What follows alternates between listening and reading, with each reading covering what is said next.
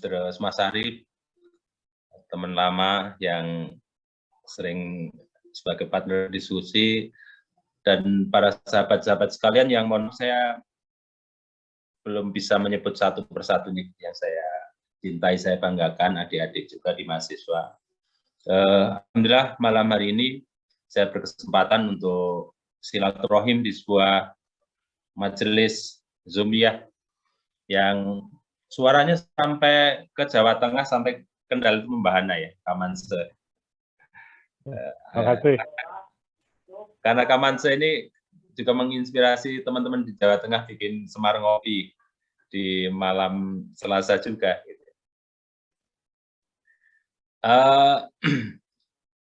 Teman-teman seperjuangan yang saya hormati, jadi sebelumnya saya perlu perkenalan diri. Tentang nama sudah jelas ya. Jadi saya masuk tepatnya diajak bapak-bapak para dai di desa. Karena BMT Bismillah itu letaknya di kota kecamatan, di Kendal pojok atas, di gunung ya, di gunung. Tahun 96 saya diajak gabung untuk ngurusi BMT. BMT itu apa, saya awalnya juga nggak tahu. Tapi ada sebuah semangat yang ditanamkan oleh para pendiri awal itu. Beliau bilang ke kami yang muda itu ini. Jadi BMT Bismillah itu didirikan, itu harapannya umurnya bisa lebih panjang dari umur para pendirinya. Dan dinisbatkan sebagai sebuah gerakan dakwah, pintunya ekonomi. Sekilas kira-kira gitu. Jadi dari awal sudah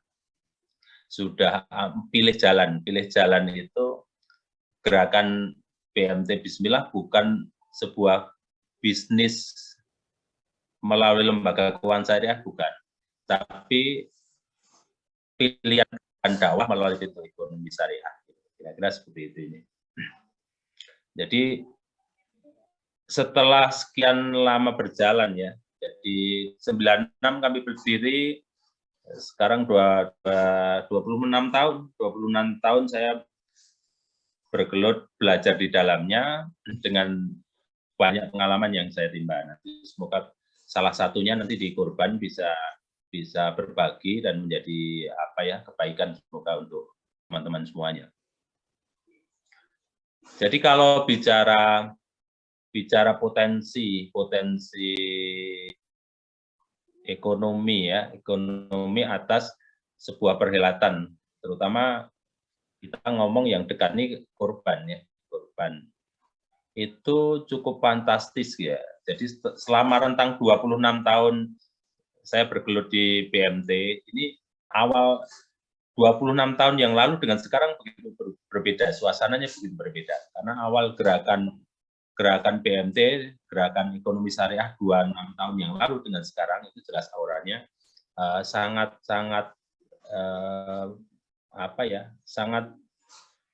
menguntungkan sekarang lah.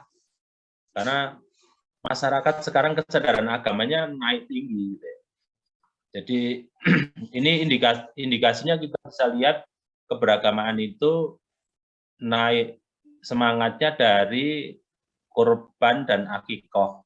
Jadi kalau tahun-tahun awal kami berdiri 96 itu boro-boro orang di pasar ada yang mau kurban gitu ya. Jadi kurban itu hanya segelintir kalau di kami, karena di kota kecamatan ada di jauh dari ibu kota kabupaten ya. Sangat minim. Terutama di daerah-daerah, karena di sekitar tepi hutan masalah akidah itu begitu rawan kristenisasi, korban dari orang-orang di kota-kota kecamatan juga masih minim. Tapi dengan bergesernya waktu, jadi hari ini kita lihat kesadaran beragamannya cukup tinggi. Terlihat dari data kami ya, dari dulu awal itu kami masuk pasar mengenalkan pada orang gitu ya, bagaimana menabung kurban dan macam-macam gitu ya. Itu posisi sekarang dana kelolaan kami atas simpanan korban, ini saya coba simpanan korban ya di BMT Bismillah. Angkanya 1,37 miliar. Mungkin belum sebuah angka yang besar, tapi ini menunjukkan tren naik dari tadinya tidak ada, masih minim, sekarang angka itu naik menjadi angka 1,3 M. Dengan jumlah penabung korban, itu posisi bulan kemarin itu 1.002 orang dari anggota kami yang 8.000 ya. Jadi ini satu kondisi yang menurut kami ini menunjukkan indikator naiknya kesadaran beragama. Ini satu potensi ekonomi ya, saya berangkat dari potensi ekonomi. Angkanya cukup fantastis gitu ya.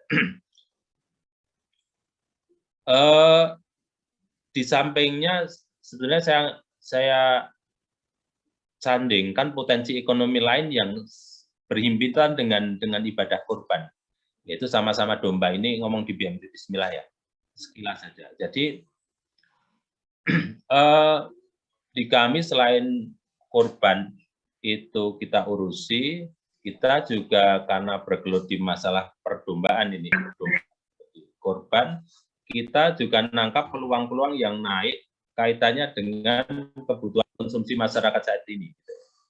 Jadi kalau kebutuhan domba di Indonesia itu sangat besar, ini kan satu potensi ekonomi ya. Ini terlihat dari tadi data korban, yang kedua data konsumsi. Permintaan domba dari peternakan rakyat kami itu sekarang 3.000 ekor per bulan. Sementara baru bisa memenuhi kisaran di 1.500. Nah, ini potensi peluang ekonomi yang bisa digarap bareng sesungguhnya juga sebuah potensi ekonomi yang cukup besar. Nah, malam ini kita akan lebih banyak ngobrol pada masalah korbannya. Jadi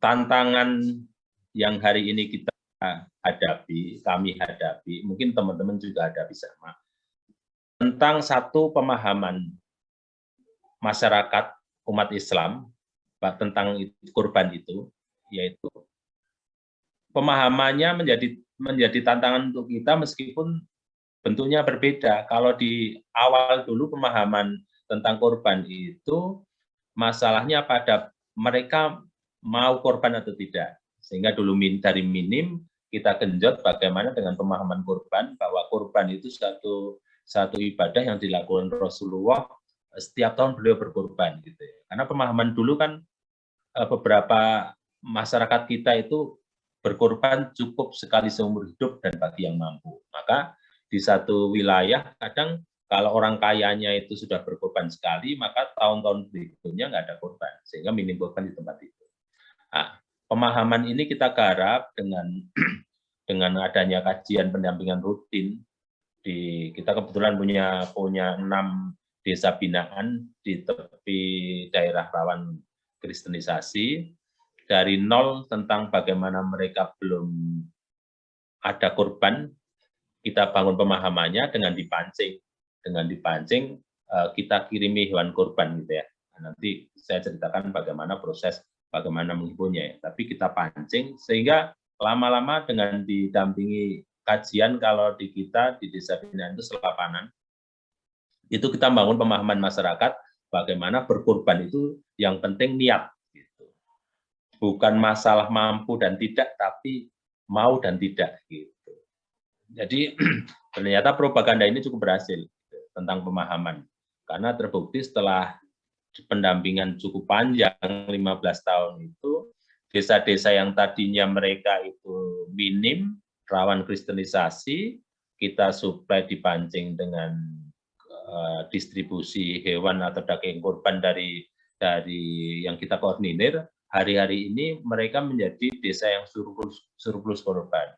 Mereka mulai bisa membagi daging korbannya keluar dari desa-desa mereka yang dulunya minim. Yang kedua tantangannya, pemahaman sekarang ya. Kalau kita lihat masalah sekarang, orang berkorban mulai banyak. Orang berkorban mulai banyak, Cuma masalahnya kalau di sekitar kami, korban itu bagaimana tidak keluar dari kampungnya. Jadi berkorban di daerah sekitar, di RT-nya, di desanya gitu ya.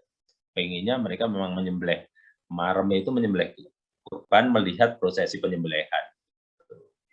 Padahal di daerah-daerah desa-desa di pelosok itu tentang kesadaran korban atau apa ya, kemampuan berkorbannya masih minim gitu ya. Di satu sisi orang-orang yang mampu itu masih pengen bagaimana korban itu dikelola di daerahnya. Maka pemahaman ini, tantangan pemahaman dari pemahaman tadinya belum korban menjadi berkorban, setelah yang sekarang kita coba kampanyekan, bagaimana berkorban itu nanti tidak cukup di desanya atau di kampungnya, tapi harus keluar. Maka ada satu slogan yang kita dorong nanti di propaganda itu, korban tidak cukup satu.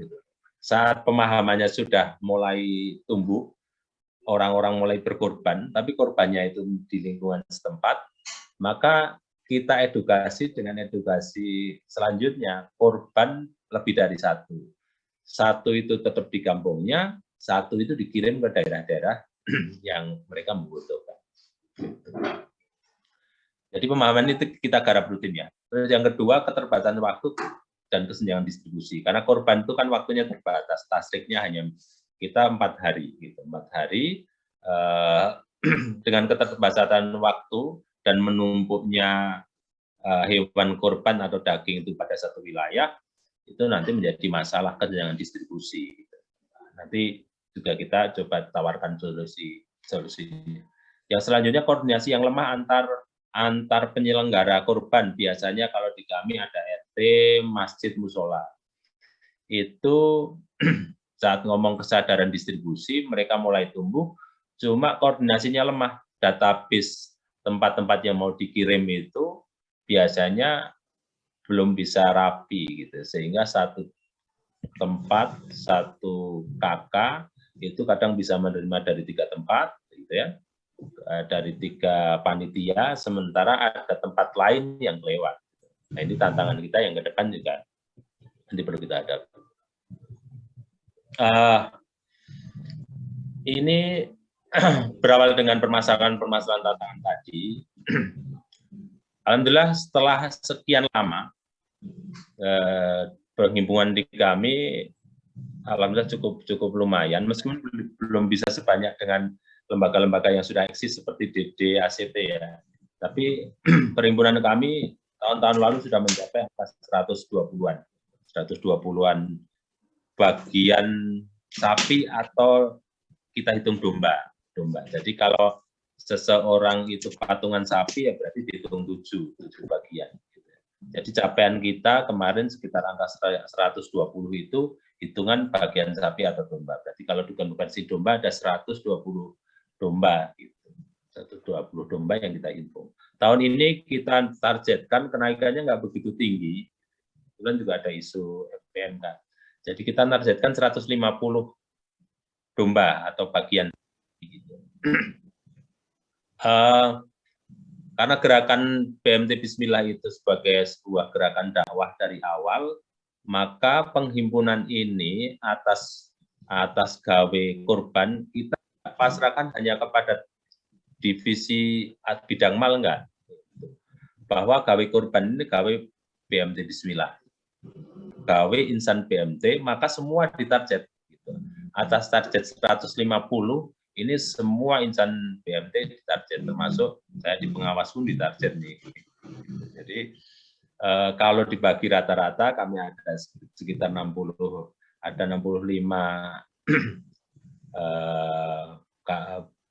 karyawan di kami ya.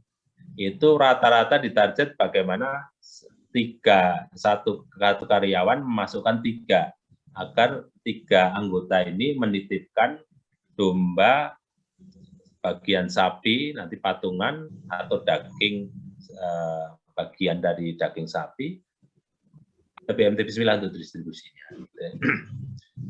Dari situ strategi yang kami nanti coba lakukan, Satu, kalau saat ini promosi kepada lembaga rekanan BMT dengan alat nanti di bawah, toolnya kami coba paparkan, kita sharing, diskusi. Yang kedua, promosi ke individu anggota atau donatur.